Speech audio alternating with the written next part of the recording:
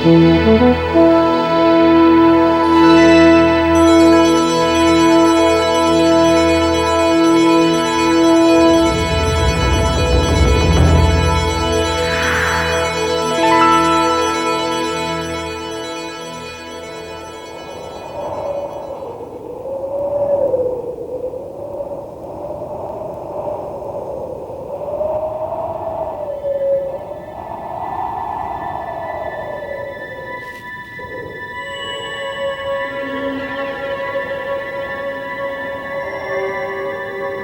mercury has dropped to 50 below, deep freezing the land once called Seward's icebox.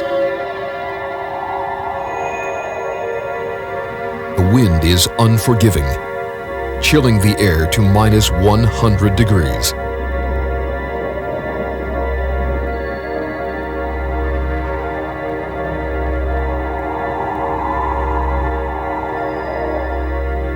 If it appears at all, the sleepy sun stays low on the horizon. A layer of hoarfrost adds crystalline beauty to last summer's buds.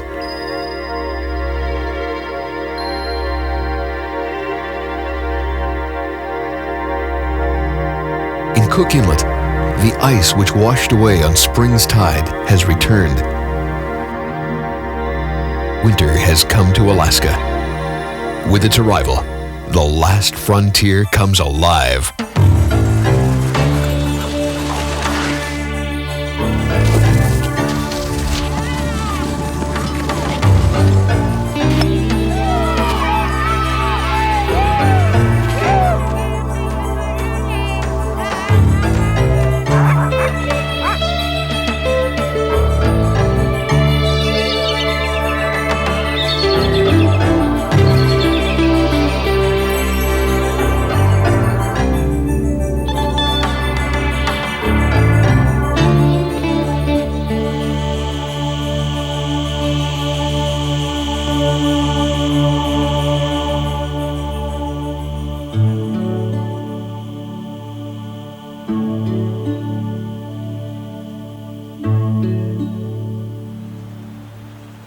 Glowing in the morning light, the Chilkat River.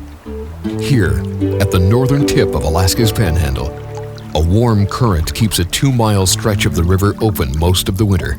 Every year, a late run of chum salmon returns to this river. After spawning, the salmon provide nourishment for the wildlife of the Chilkat Valley. It is here you can witness one of Alaska's winter wonders, a unique event in nature, the gathering of eagles.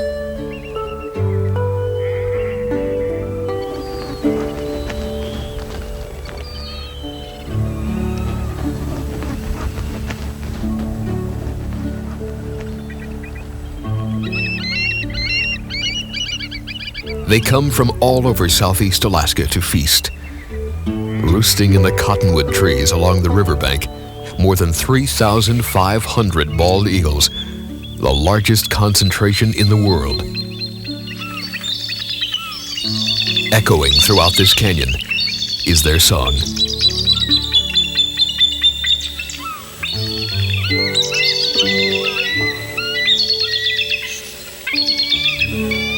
These proud birds will remain here in the thousands until the river freezes or the food supply declines.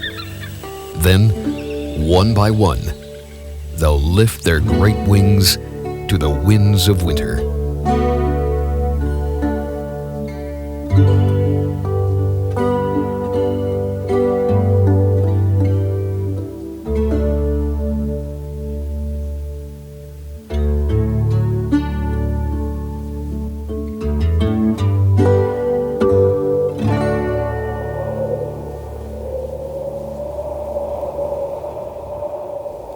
Like the eagles, the first Alaskans migrated from Asia to this land in search of better fishing and hunting. Eskimo and Indian villages dot the windswept coast and inland rivers. They live a subsistence lifestyle, hunting and fishing, in a region where the wind will whip the snow into drifts larger than a house and drop the temperature to 100 below and colder. Yet, If given a choice between the Sun Belt or the Arctic, they'd stay right here. You can see by our dress that we dress for the weather, and the cold has become part of us. And we live here because we want to live here. In Village, Alaska, snow machines have long since replaced dog teams as the principal way to get around in the winter.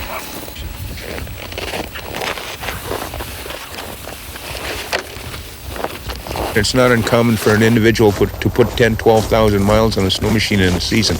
I'm talking from October till April. This is your car, this is your airplane, taxi cab, everything you want. It takes you wherever you want to go.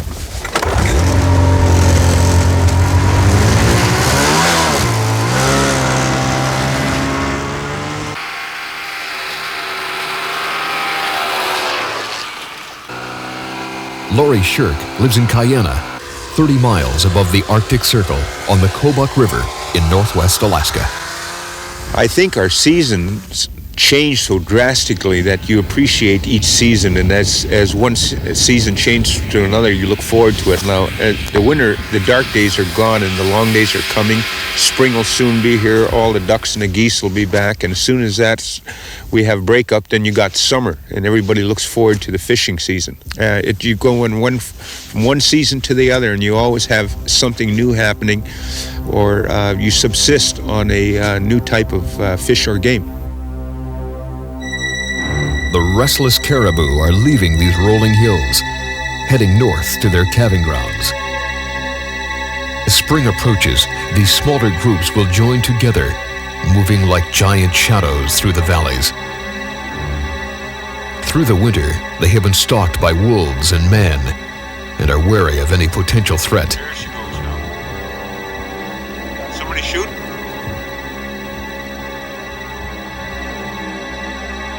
Today, Laurie will just watch and enjoy his Arctic home.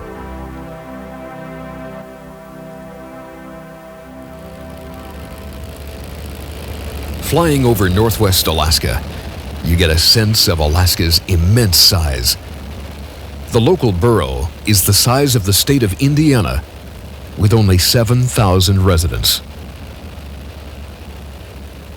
Kotzebue is the largest Eskimo settlement in northwest Alaska.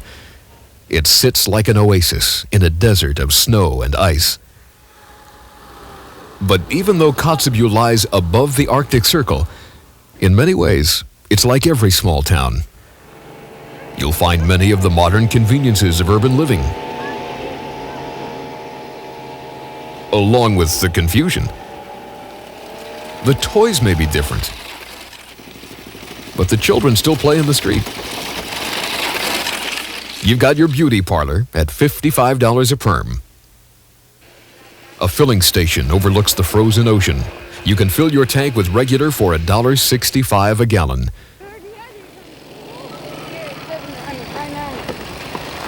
After school, a pickup game of basketball. Only this court is covered with snow.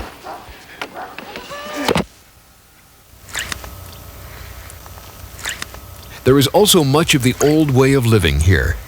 The Eskimos of the coast have learned how to live off the land and sea, how to survive and enjoy living in this harsh climate. Smell. Their Eskimo name means real people.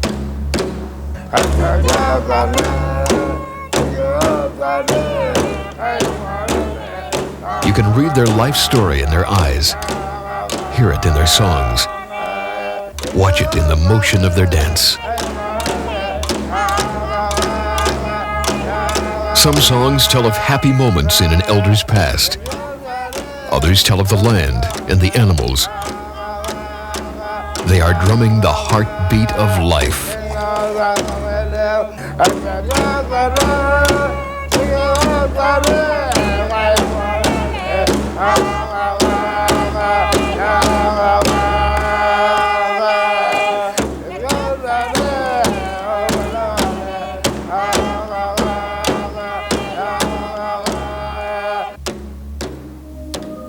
In the darkness of the Alaskan winter, the evening sky dances to the beat of the ancient drums.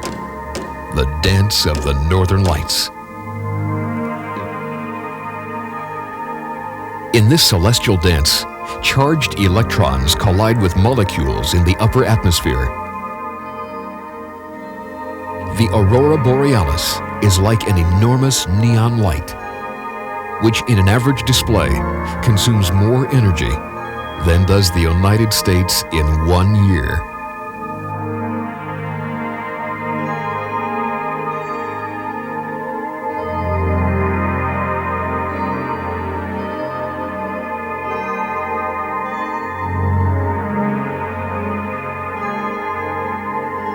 These light shows are unique to the polar regions on the globe, but they are not the only fireworks in the northern sky.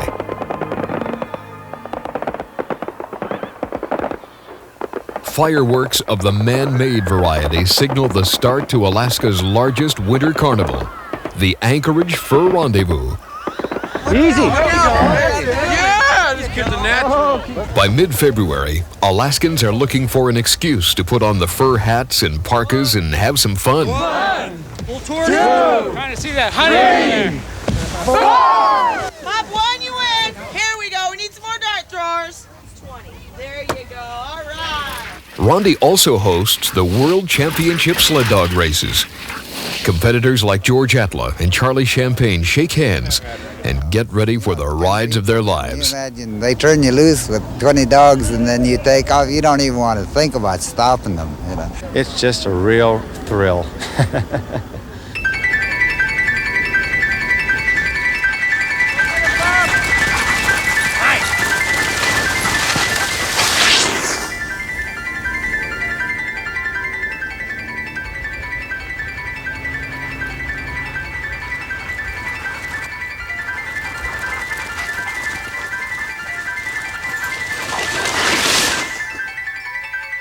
There's also the Women's World Championship, no less competitive and no less thrilling. I'm fine. Come on, let's go. Pick it up. Let's go. I don't know how long a dog team is, but they're as long as a semi-truck almost. And you're on the end of it. It's like kind of crack the whip, and so you get some speed out there.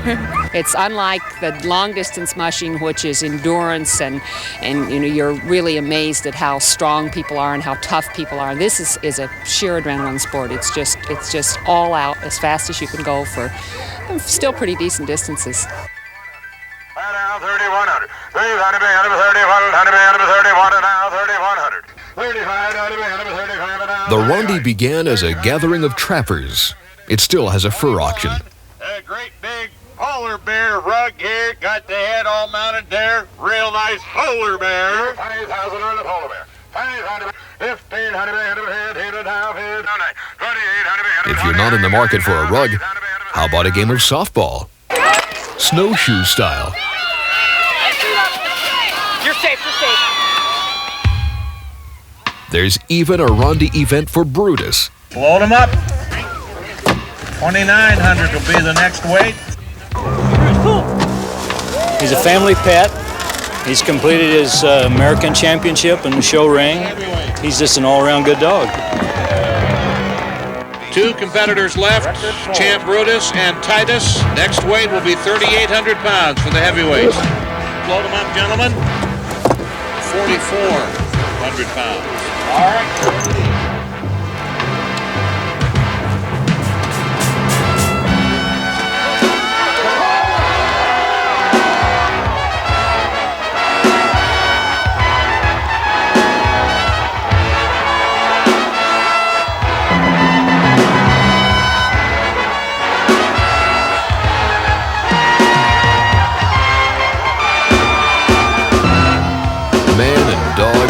Special relationship here in Alaska. Whether it's the Rondi weight pull or the last great race on Earth, the Iditarod. It's an adventure by dog team across 3 mountain ranges, 1,200 miles. It starts on the paved streets of Anchorage and ends 2 weeks to a month later on Front Street in Nome on the Bering Sea. In between, it's the experience of a lifetime. just musher and dogs, and the best or worst conditions Mother Nature creates.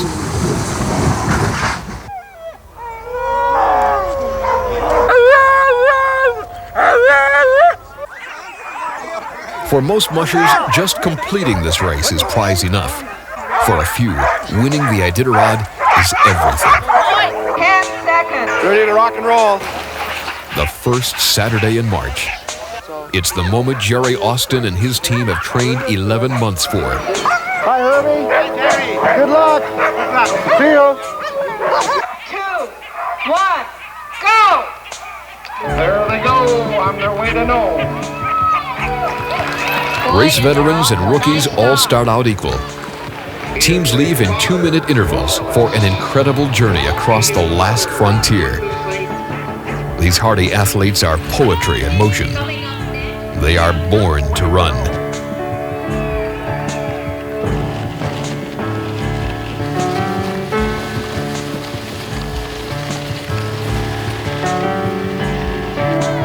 Getting past the crowds and through Anchorage is the first obstacle. Ahead, the Alaska wilderness.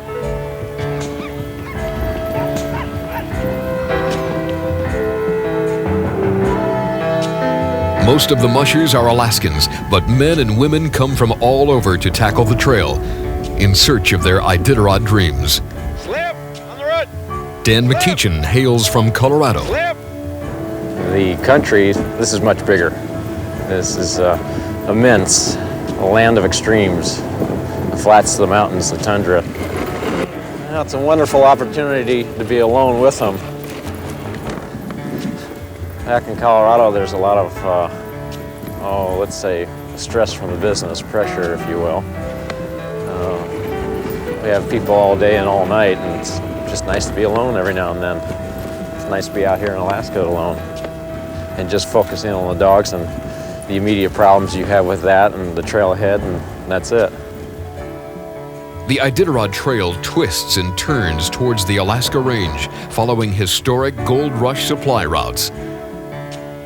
It's a white carpet ride through the spruce forests, silent, except for the falling snow and your panting huskies.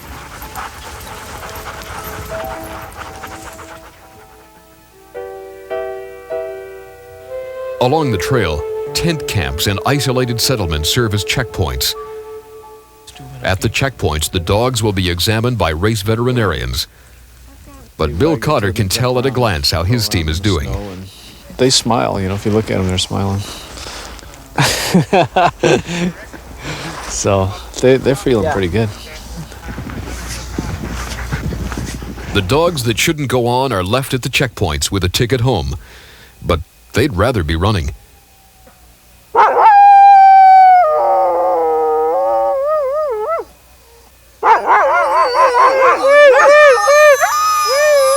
The chorus moves from dog to dog. Enough rest. It's time to move on. From sea level to Rainy Pass, they've climbed 3,200 feet. It's like being at the top of the roller coaster. Ahead, the treacherous Dalzell Gorge.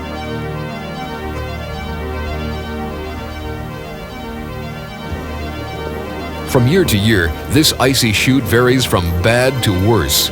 Hairpin turns, questionable ice bridges, and open water can be a musher's worst nightmare. The race veterans know what to expect. For rookies like John Patton, it's their Iditarod baptism.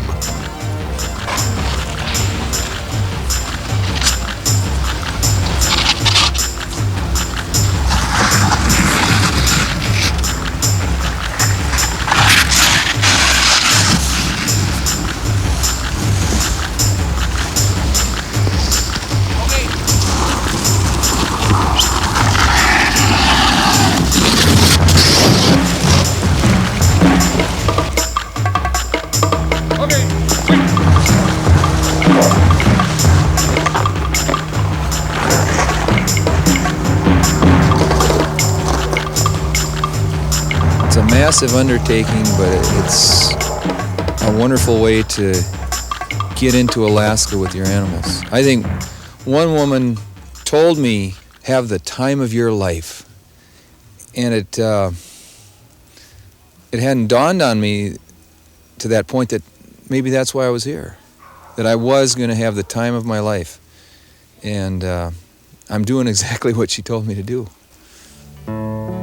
After crossing the mountains and navigating the gorge, the Iditarod teams find sanctuary at the Roan checkpoint. It's a solitary cabin among a stand of spruce trees.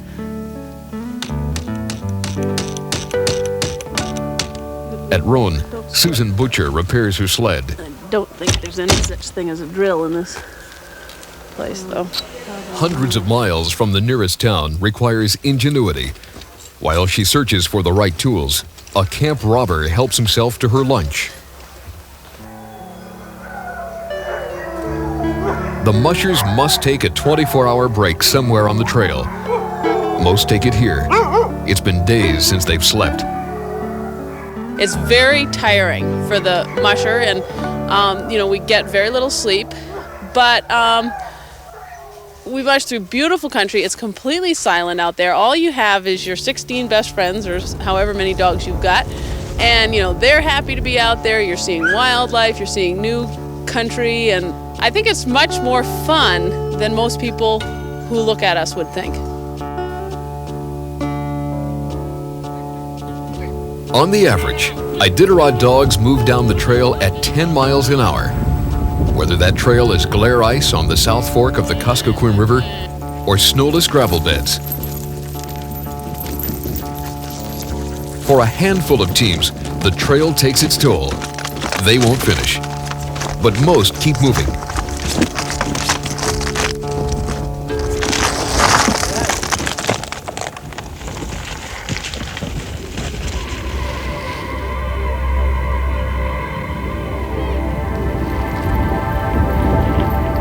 From checkpoint to checkpoint, village to village, in the wind and bitter cold, always moving, always pointed towards Nome. Being able to take dogs and yourself and survive the trail and the elements and cross the finish line in Nome, it's a thrill. It's a sense of satisfaction when you cross that finish line.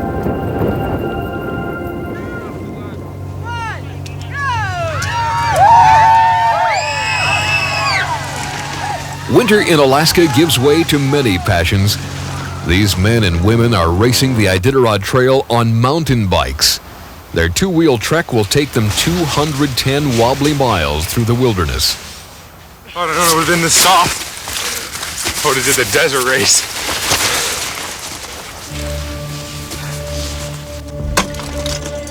Another winter passion, climbing frozen waterfalls. How's that ice? It's good up to here. It's starting to get a little candlesticky up here, but it's pretty good. Near Valdez, Keystone Canyon, hundreds of waterfalls frozen by the first breath of winter hang in mid-Cascade.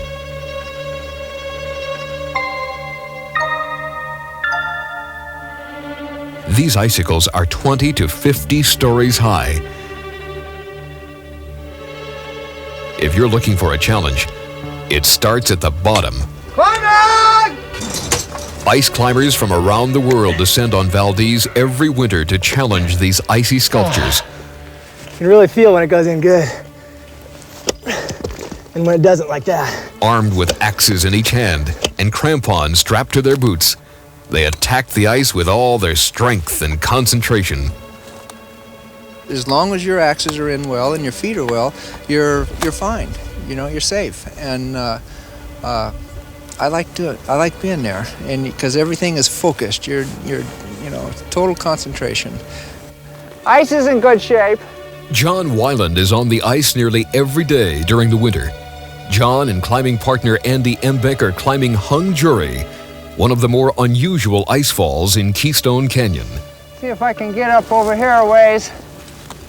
If you're interested in climbing, ice climbing, this is a place to come. You don't have to hike, anywhere. You don't have to hike for 3 hours to get in to do one climb and come back out or camp out or anything. You can be home in bed, take a shower or a tubby or whatever you want to take, and come back out the next day. It's like Yosemite. It's the Yosemite of ice climbing, this place is.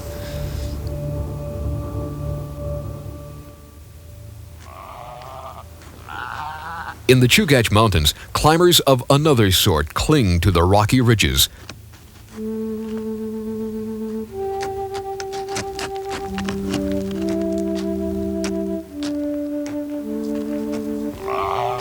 The Dall sheep of Chugach State Park climb to the higher elevations. They find protection on the cliff's edge and can expend their energy on the business of surviving.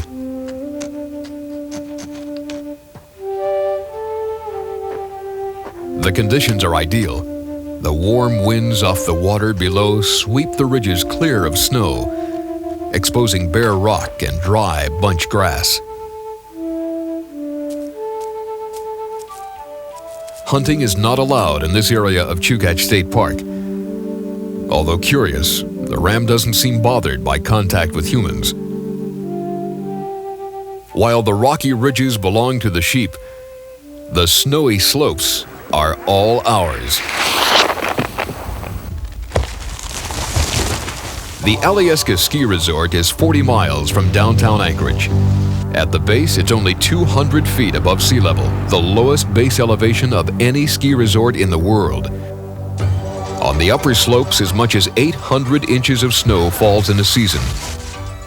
Skier Doug MacArthur flips over conditions like this. It's the closest a person can get to flying without actually leaving the ground. In some cases, you leave the ground.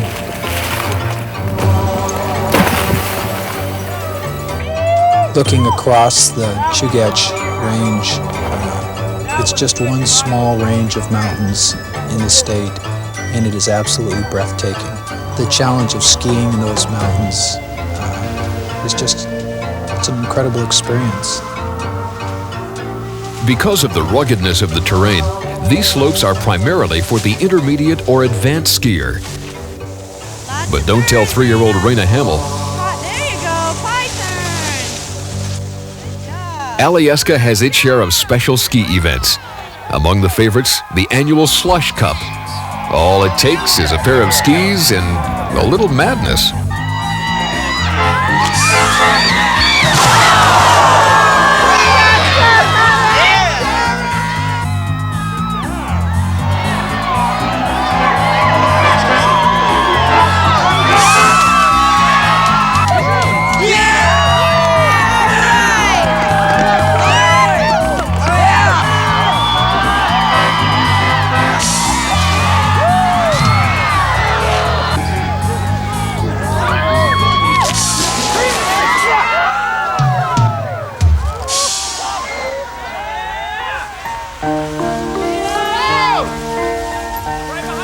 Looking for a ski trip through the woods, Anchorage's Kincaid Park has the trails.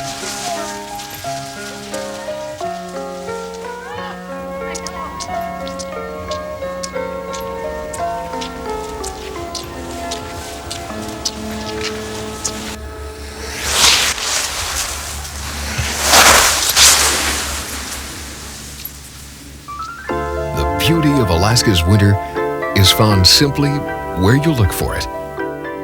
In the steam, rising in the morning light. In a bicycle frozen till spring. In a delicate layer of frost.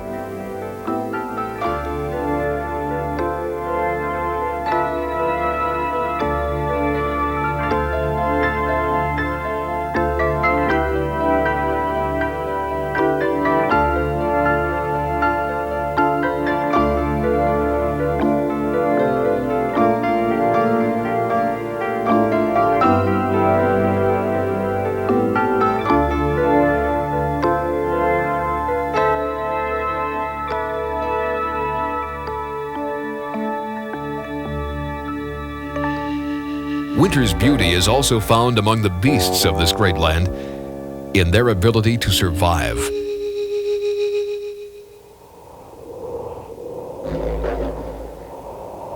Alaska's beauty is within the people of this land of winter wonder.